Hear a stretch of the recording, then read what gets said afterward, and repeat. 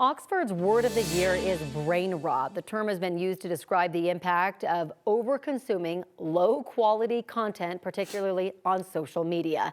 In the past year, use of the term brain rot has increased by 230%. But according to the Oxford University Press, it was first used more than a century ago by author Henry David Thoreau in his book Walden. A public vote by 37,000 people picked brain rot as the word of the year. Yeah, joining us this morning to discuss the impact of brain rot and what it has on our mental health is 9 News mental health expert Dr. Cheryl Ziegler. Dr. Ziegler, talk about something that speaks to our souls this morning. Gosh, that's all social media feels like for me anymore. And then you get stuck down a rabbit hole of all of that content. Before we get into that, though, just tell us, first of all, what brain rot means. Yes, so to just make this very simple, this is mindless information. This is the stuff you just scroll. Last night I was talking to my own teenagers about it, and they were like, you know, it's stuff that's AI generated, or it's just funny memes. And so when you're engaging in it, yeah, it'll seem maybe funny at first, but brain rot, in the sense of this term, is like, you're over consuming this, though. Now you're getting a whole bunch of, this is another word that was down for one of the top 6 words, which was like sloth, like getting all like the sludge kind of, you know what I mean? So it's just like, it's a lot of junky information, can seem funny at first, but if you consume too much of it, the notion is that like, yeah, your mind is just not really being stimulated in any kind of productive way.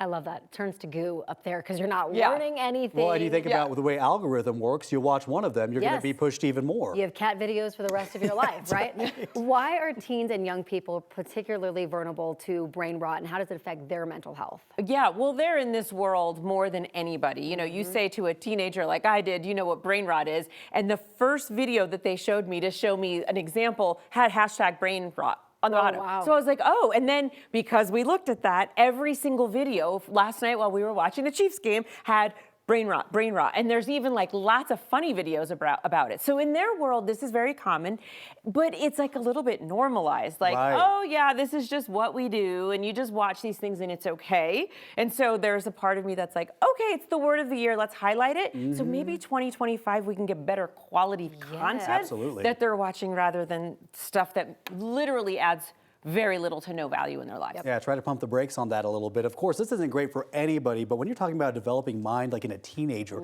how can this specifically impact them? Well, we know that these kids are getting quick hits. These are short videos. They're super funny. And so their attention span, I'd say attention span is almost number 1, short attention span. Second thing is that they don't realize when they're on there, they lose sense of time. They lose sense of executive functioning. Like, okay, maybe I'll watch 5 minutes of these silly videos, but they lose that sense of time.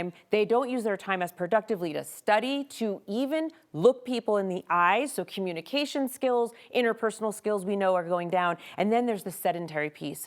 They're sitting too long. Their necks are, you know, getting out of alignment literally, and they're not exercising. They're not even eating well enough. So this truly is a consequence of sort of this brain rot, this content that's out there. It's really engaging, particularly for the vulnerable, developing teenage mind. And the consequences are pretty serious, from not eating well to not exercising enough to not spending time looking and talking and laughing with actual friends. Right. I've noticed this with movies even recently. If you watch a movie back from the 90s, it doesn't have as much zing, zing, you know, pop, pop, and like all the lights. And it's just, nowadays, if you watch Despicable Me, which I know is super popular, it's just like, there's so much coming at you. It's just very different today than it used to be. So what can parents do about this, especially if they have kids and teens with the brain rot? Yeah, well, the first thing is, for some parents, this is maybe the first time they've even heard this term.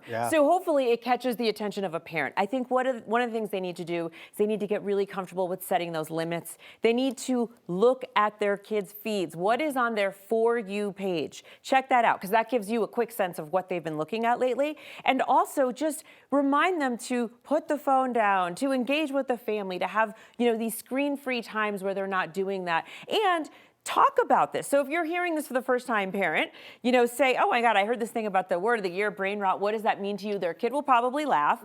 And it doesn't have to be a teenager. So I'd say about age 10 and up, they know this.